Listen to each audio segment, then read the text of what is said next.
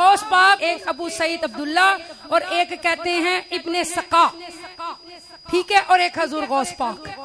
कहते हैं उस वक्त के एक अल्लाह के वली थे, अल्लाह, तो उस वली की बड़ी धूम थी। तो कहते ये उस वली को मिलने के लिए जा रहे हैं। अब जब उस वली को मिलने के लिए जा रहे हैं तो इब्ने सका ने कहा कि भाई मैं तो देखूंगा कि भाई वो कितने कन्नी वाले हैं, उनके पास क्या है भी कि नहीं, कोई ऐसे सवाल करूंगा। मतलब आप जब जा रहे होते हो ना, आपकी जो नीयत होती है उसके मुताबिक आपको मुराद मिलती है। सारी तकरीर का निचोड़ यही था कि बा अदब बा मुराद और बे अदब बे मुराद यकीन कामिल होता है। समझ आ गई? पीर कामिल नहीं होता, फैज आपको अल्लाह देता है, बंदा आपको कुछ नहीं देता।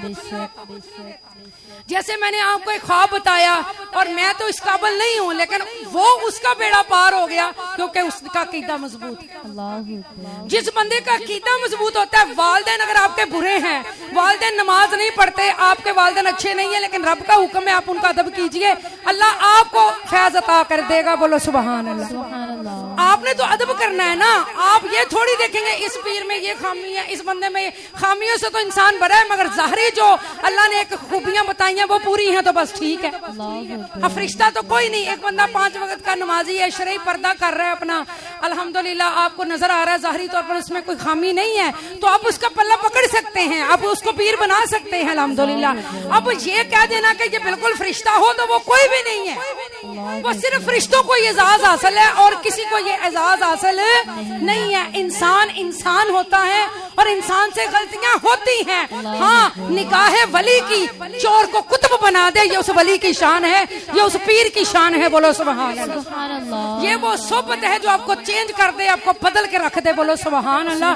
तो दुआ करते हैं अल्लाह हमें हमारे बच्चों को ऐसी सोबत नसीब फरमाए, अल्लाह हम सबको ऐसी सोबत नसीब फरमाए जो हमें बदल के रख दे। ऐसी उस्ताज़ा, ऐसा उस्ताद हमें बच्चों को नसीब फरमाए जो हमें बदल के रख दे, ऐसा मुर्शद हमें मिल जाए जो हमें बदल के रख दे। बोलो सुभान अल्लाह।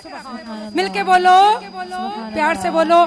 तो कहते हैं कि जब ये तीनों स्टूडेंट वहां गए हैं, जिसमें हजूर गौस पाक भी थे, तो अल्लाह के वली को पहले पता चल गया था। ओहो, उन्होंने कहा जो जो तुम्हारी मुराद है तुम्हें मिलेगी। और हजूर गौस पाक को दुआ दी अल्लाह के वली ने, उन्होंने कहा तेरा कदम तमाम औलिया के कंधों पे होगा। बोलो सुभान अल्लाह।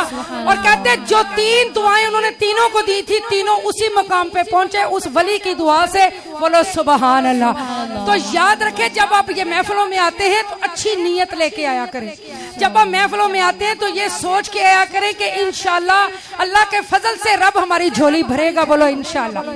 क्योंकि झोली अल्लाह भरता है, हम आपको कुछ नहीं दे सकते, लेकिन 40 तो एक अल्लाह का वली होता है। बोलो सुभान अल्लाह।